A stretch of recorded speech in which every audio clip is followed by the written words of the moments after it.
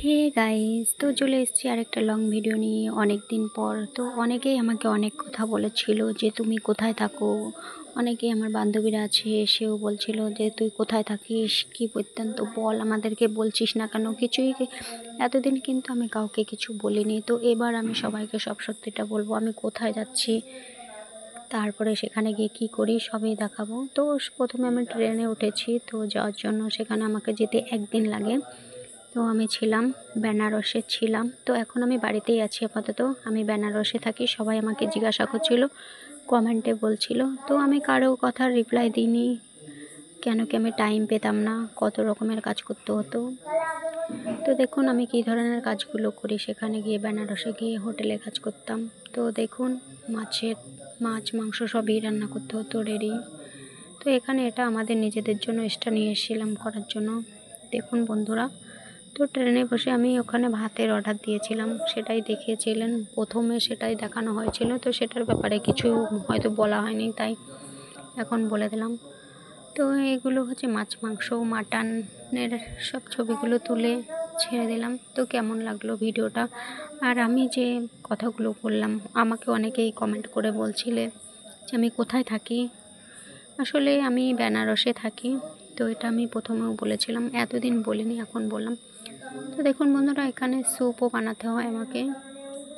তো মানে অলরেডি সমস্ত কাজ করি। দেখুন আবার পরোটা, এটা আলুর পরোটাও করেছি।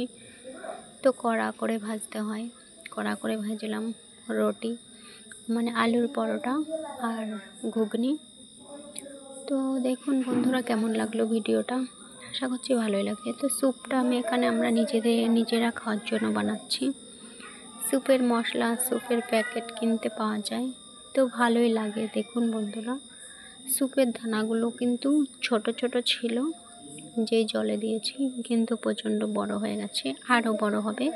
দেখতে থাকুন বন্ধুরা, আশা করছি ভিডিওটা ভালোই লাগবে। তো আমার তো ভালোই লাগছিলো স্যুপটা খেতে। এগুলো প্রথমে আমি বুঝতে পারিনি কী জিনিস। এগুলো হচ্ছে মাশরুম, ক্যাপসিকাম, গাজর, বিনস, বিট, গাজর সমস্ত কিছু দেওয়া আছে, খুব ভালো লাগে।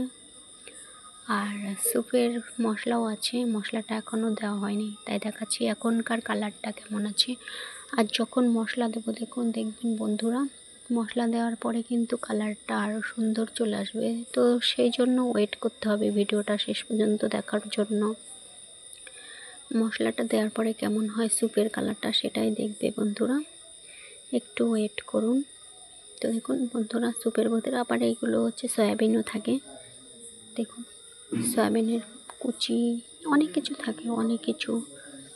তো এখানে আমি মশলাটা অ্যাড করে দিয়েছি। দেখুন বন্ধুরা, দেখানো হয়নি, এটা হচ্ছে মশলা দেওয়ার পরে দেখুন বন্ধুরা কালারটা কত সুন্দর এসছে, মনে হচ্ছে চায়ে পাত্তি, এত সুন্দর লাগছে। তো ভিডিওটা কেমন লাগলো কমেন্টে জানাবে। আর সবারই কিন্তু প্রশ্নের উত্তর পেয়ে গেছো, তো কোথায় থাকি সবাই বলছিলে, জিজ্ঞাসা করছিলে, প্রশ্নের উত্তর দিতে পারিনি। আজ কিন্তু সত্যি কথা বলে দিলাম, তাই জন্য একটা লাইক কমেন্ট শেয়ার। চলো।